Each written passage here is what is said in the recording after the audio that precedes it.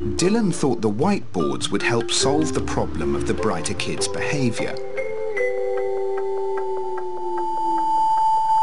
But he's worried that the girls are still not responding. He calls the teachers together to find out what's going wrong. The thing I'm really worried about, and I'm really quite worried about this, is that we seem to be losing some of the higher achieving students. Now, the idea behind No Hands Up was always to bring in some of the students that we weren't hearing from. And the way it's working out at the moment, we seem to be losing some of the higher achieving students, particularly some of the girls. Now, you know, they were used to getting all the attention when they were raising their hand for everything. But now it seems that they feel that they're losing out.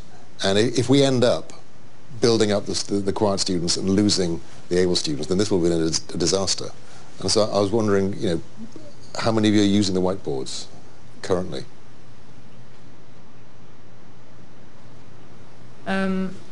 Yeah, and the whiteboard, I think the whiteboards are good because it shows everyone's got an answer and it encourages the ones who wouldn't normally put their hand up to do it. Right. What about in geography and? I haven't used the whiteboards yet. I haven't seen them for.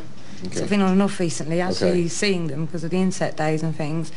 I will try and use them in geography, but it's just been as well using the other techniques. So you don't want to use cups and whiteboards and everything all in one lessons. What about science? I mean, are you using the whiteboards there? No, I haven't used them yet, so I could use them. The principles that these techniques are meant to underpin, finding out whether kids have learned something before you move on, creating engagement for the whole class, those are things that are never going to go away. And I'd be very disappointed if you think that you can go back to teaching the way you were before as soon as I, you know, head off into the sunset. They care very much about showing you that they know.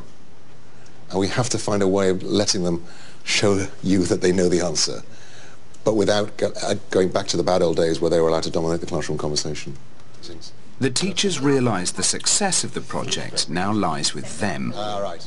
I personally haven't used techniques enough to see a increase in the pupil engagement. The problem we were discussing about losing their higher ability kids, maybe introducing whiteboards into the remainder of my lessons, and hopefully they'll be able to express their opinions. And there's been a lot of lessons where like the lesson's already planned and it's difficult to try and change the lesson to fit something in it. I definitely want to use the whiteboards more. We have to get the teachers using the mini whiteboards more, and some of the teachers have really embraced this. They're finding a way of really getting to grips with what the students have understood, but other teachers are not yet convinced of their value.